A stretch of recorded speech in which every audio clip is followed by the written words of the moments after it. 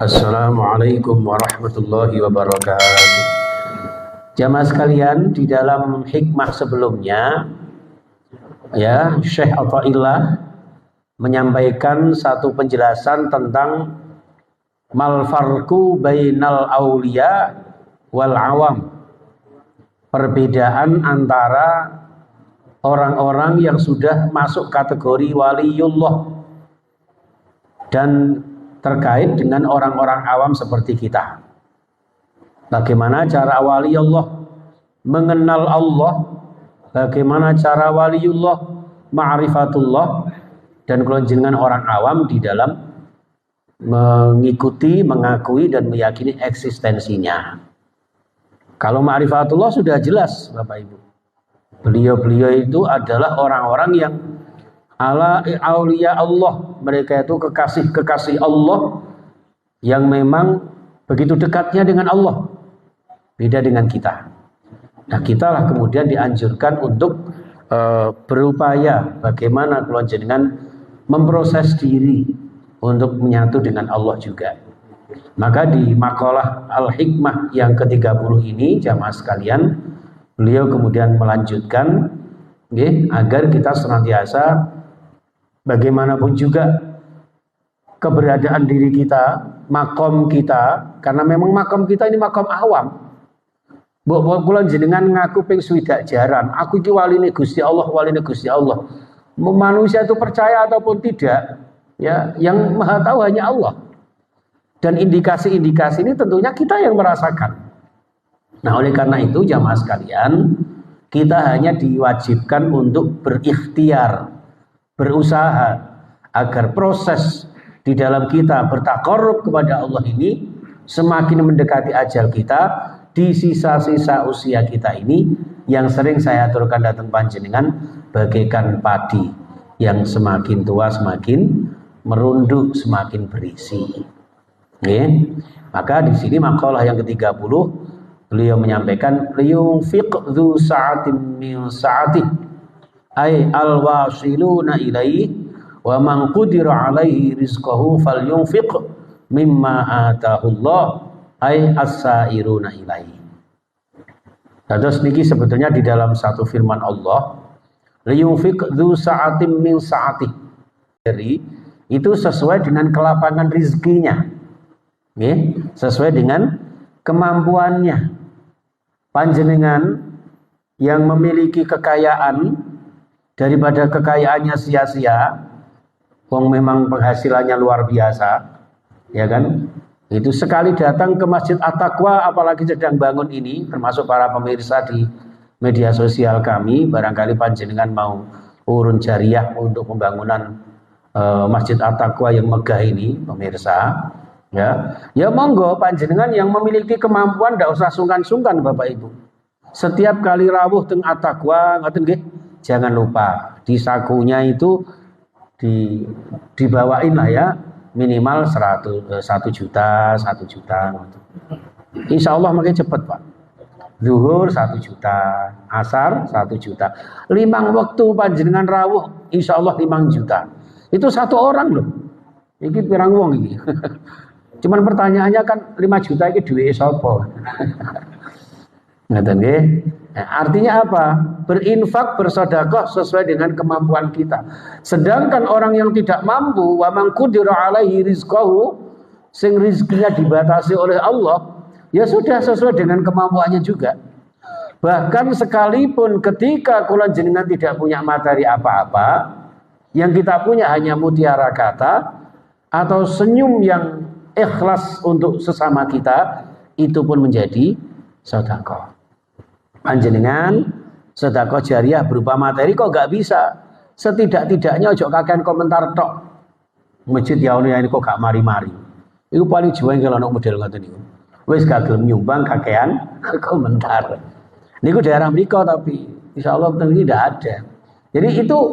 Jadi kula jenengan artinya berinfaklah sesuai dengan kemampuan kita. Itu dalam konteks materi. Tapi di sini Syekh Imam Athaillah ini luar biasa. Ditarik ke dalam filosofinya kita di dalam ilmu tasawuf, liyunfiq dzu sa'atin min sa'ati itu ibaratnya adalah Al-wasiluna ilaihi. Al-wasiluna itu al-wusul. Ya, orang yang sampai. Ngaten. Sampai kemana? Ilaihi, kepada Allah Subhanahu wa taala.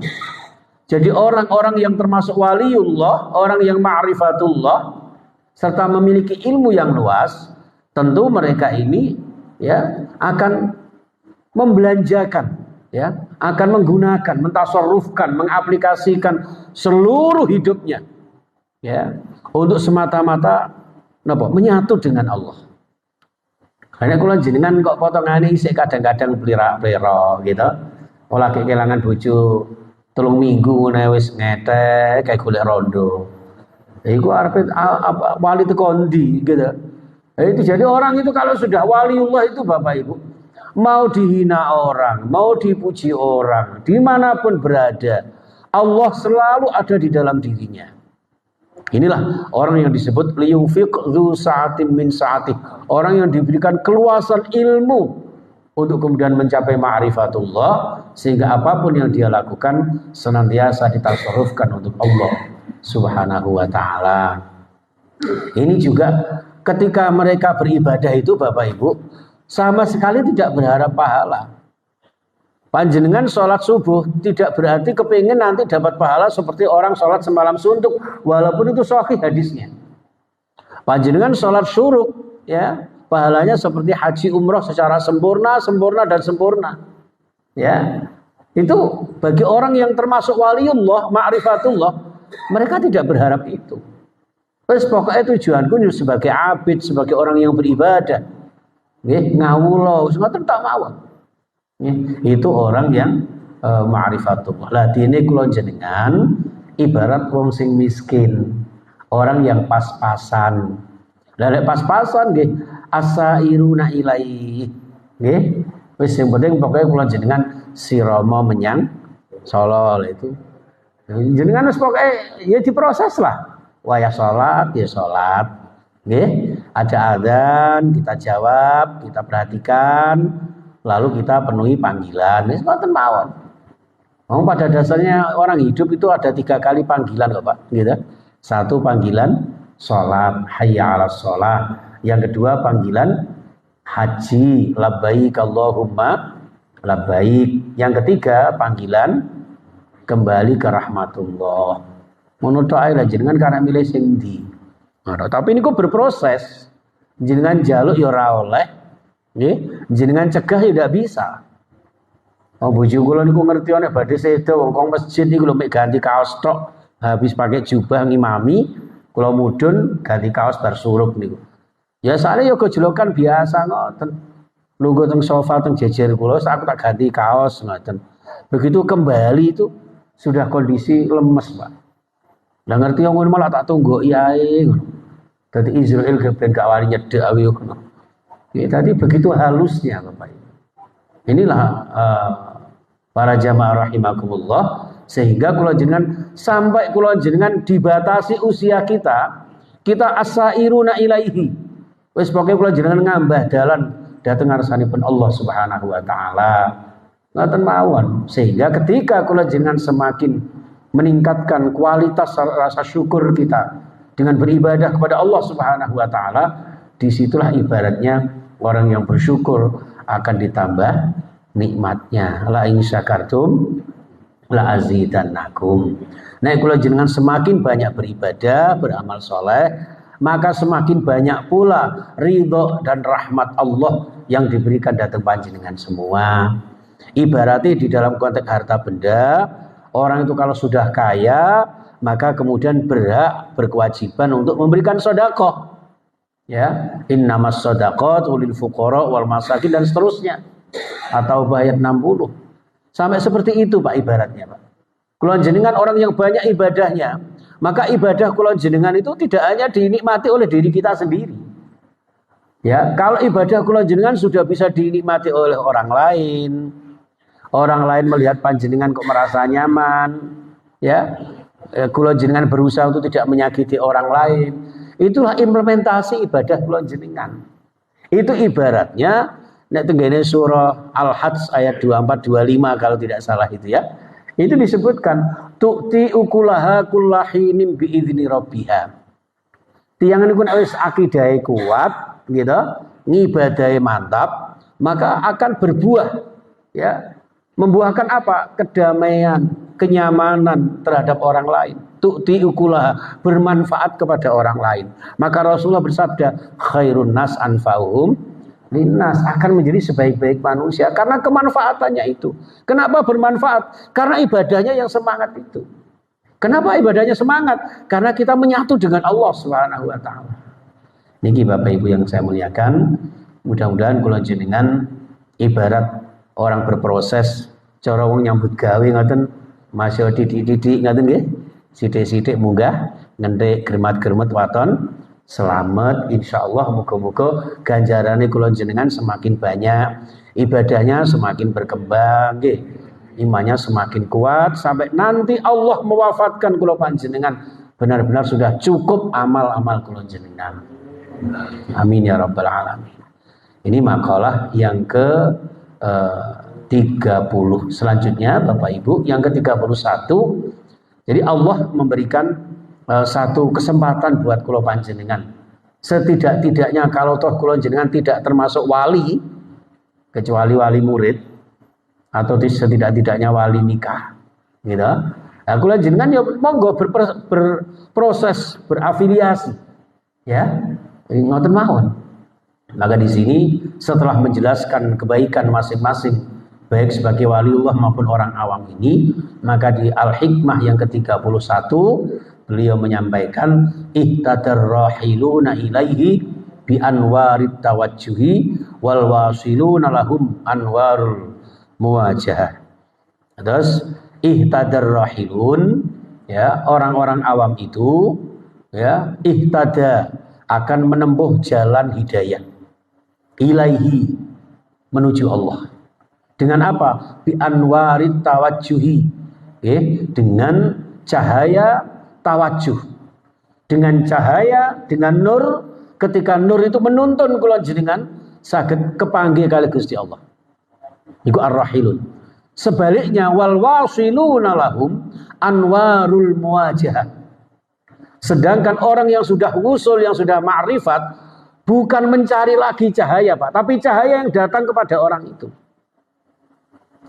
Orang itu kalau sudah menjadi waliullah ma'rifatullah, itu cahayanya Allah yang datang kepada orang itu, Pak.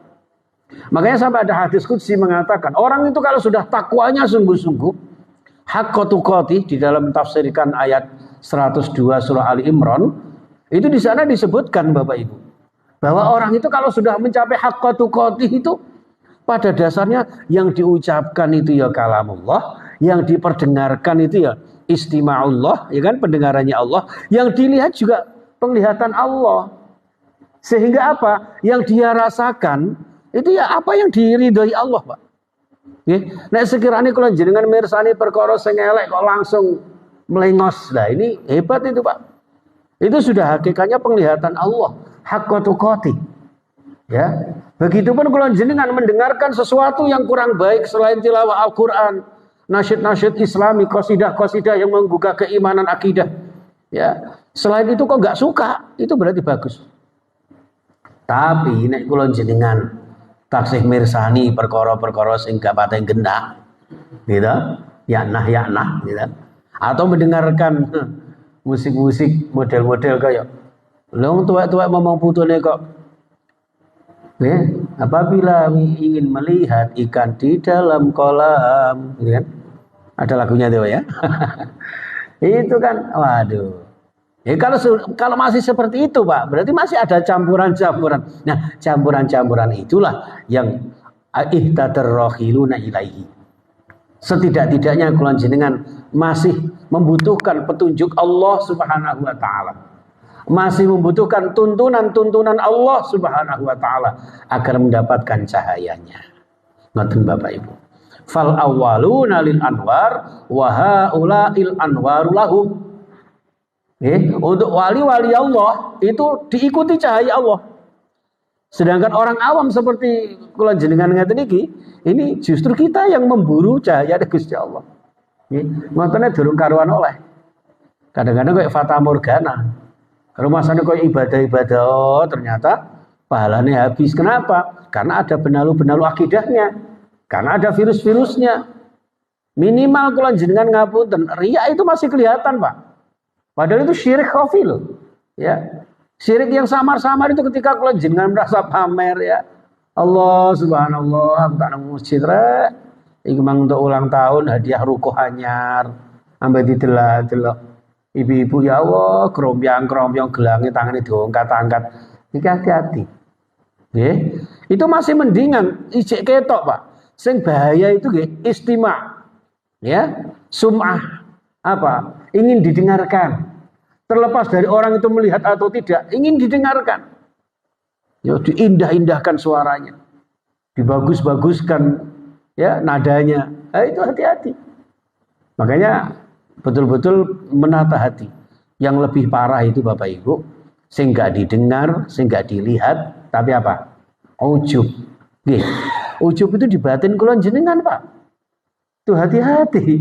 Ya inilah yang kadang-kadang justru amal ibadah kula jenengan itu kalau tidak hati-hati menjadi ibadah yang tidak mendapatkan sinar dari Allah Subhanahu wa taala. Maka di dalam surah Al-An'am ayat 91 Allah menegaskan qulillahu summa dzarhum fi khawdihim yal'abun. Kul katakan wahai Muhammad ya Allahu summa dzarhum ya ay menghadaplah Allah Subhanahu wa taala ya summa dzarhum mengkonuli biarkan mereka. Jadi maksudnya ngeten, ndak usah ngurusi orang lain. Sing penting sakniki kula jenengan ya napa carane saged taqarrub ila Allah. Nggih, bener-bener kula jenengan sebagai manungsa niki manunggaling kawula Gusti. Nek wis ngono summa dzarhum biarkan mereka. Nek iso dituturi ya dituturi sing apik. Nek iso dinasehati dinasehati yang apik. Ud'u ila sabili rabbika bil hikmah wal mau'izatil hasanah. Ngoten mawon. Setelah itu biarkan fi khawdihim yal'abun. Mereka terlena, terlelap di dalam kesibukan-kesibukan mereka. Makanya sering didawakan para khotib, para mubalik. Ya ayyuhalladzina amanu la tulhikum amwalukum wala auladukum an zikrillah. Sebagai seorang mukmin itu jangan sampai terlena, terlalaikan kesibukan-kesibukan mengurus keluarga, apalagi harta bendanya. Dari apa? Dari zikrullah. Lha kula jenengan kepengin oleh cahayane Gusti Allah. Kepengin nyedhek karo Gusti Allah. Tapi sing diburu donya tok mawon. Nggih. Padahal donya niku sak gedhe-gedhene sak pira, ndak bakal saged mengantarkan kula jenengan. Nggih. Ngoten. Di dunia ini dalam hidup kula jenengan itu ada 3 teman Bapak Ibu. Ada 3 teman. Yang kedua ya, yang 2 ini nanti menemani maksimal sampai ke kuburan. Hanya 1 yang menemani sampai ke alam akhirat. Yang pertama, teman kita adalah apa? Harta benda. Ya kan? Semuanya siapa yang nggak butuh duit? Ya, orang mati butuh duit, gitu kan? Ada lagunya kan? Nah, mau rekreasi butuh duit, sembarang-barang butuh duit. Ya. Tapi ketika sudah mati, Pak, duit ini pertama kali yang tidak kita bawa. Kecuali duit yang kita beli untuk kain kafan, untuk membungkus fisik kita, jasad kita. Lalu kemudian yang kedua teman kita adalah keluarga. Anak, istri atau suami kita. Ya. Ini pun nanti paling ya mengantarkan sampai ke kuburan, gitu. Setelah dikubur mereka kembali. Masa seperti saya ini walaupun saya sayang sama istri saya, terus saya bilang, saya sehidup semati. Saya tidak akan bisa hidup kalau tanpamu sayangku. Terus aku melok kuburan bojoku. Ya, juga pecel si enak. Jadi artinya apa? Makanya di dalam hidup ini Rasulullah mengatakan baiti jannati. Bukan hayati wa mati, bukan. Dalam keluarga suami istri itu rumahku adalah surgaku. Bukan hidup matiku, Pak. Ngaten. Jadi betapapun, kapanpun, bagaimanapun kulon jenengan mangke sedone gak podo. Karena selama ini jarang Pak orang yang suami istri mati bareng itu kaya gak tahu roh aku. Nggih, kaya winginane cara aku pas peluk-pelukan ambek bojoku mati bareng no, paling ya tambah heboh paling ya. Tapi nyatanya ndak itu. Ya. Wis ngene iki paling bojone mati ya ngetek kepengin golek meneh lirak-lirik bojone tangga. Ngono tok ae. Lah, berarti apa?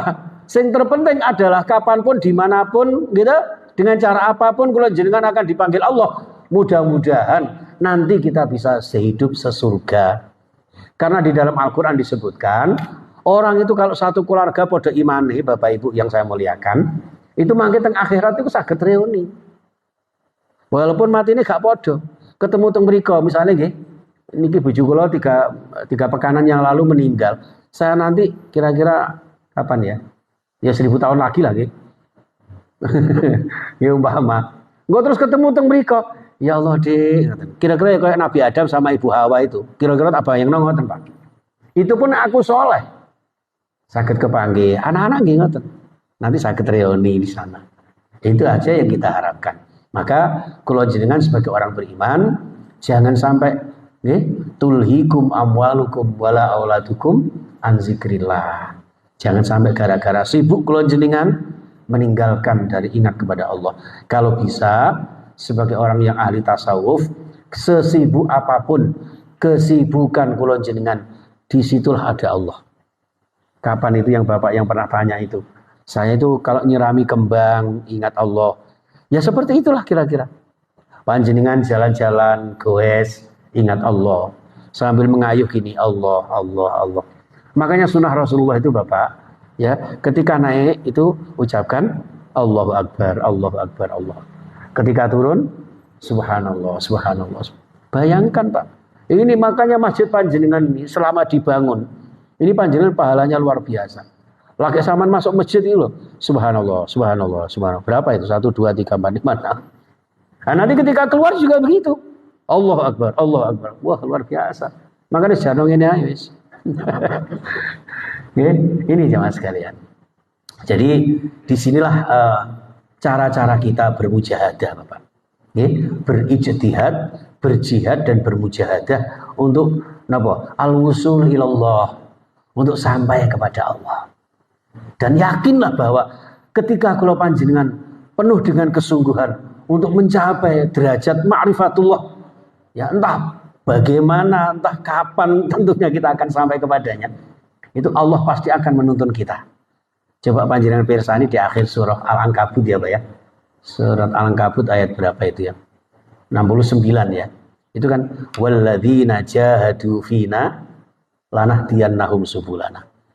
Terus kalau jenengan sing bersungguh-sungguh berjihad, bermujahadah untuk ingin sampai kepada Allah, Allah pasti akan menuntunnya Pak.